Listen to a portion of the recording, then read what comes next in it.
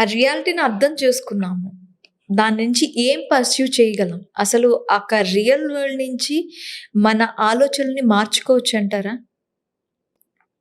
ఒక real world whatever you call is reality.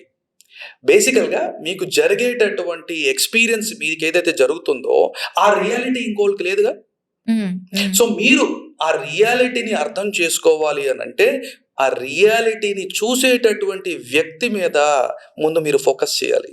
మీరు మీ ఎదుగుదల మీద, మీ మార్పు మీద ముందు మీరు ఫోకస్ చేయాలి. There are 2 kinds of thoughts basically. Incoming thoughts, outgoing thoughts. మనం ఏమనుకుంటామంటే, అన్ని ఆలోచనలు నావే అనుకుంటాం. అన్ని ఆలోచనలు మనవి కాదండి. హ్మ్. మన చుట్టూ ఉండే వాళ్ళ యొక్క ఆలోచనలు కూడా మన ఆలోచనలుగా భ్రమపడిపోయి, వాటిని కూడా మన ఆలోచనలుగా స్వీకరించేస్తూ ఉంటాం మనం.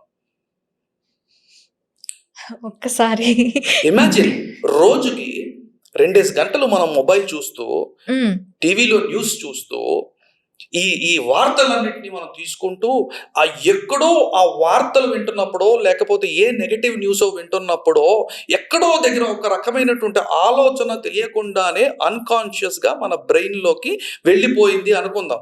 అది కాసేపటి తర్వాత, 2 రోజుల తర్వాత, 3 రోజుల తర్వాత మీ ఫ్రెండ్స్‌తో డిస్కస్ చేస్తూ, అంతే ఈ సిట్యుయేషన్ అంతే.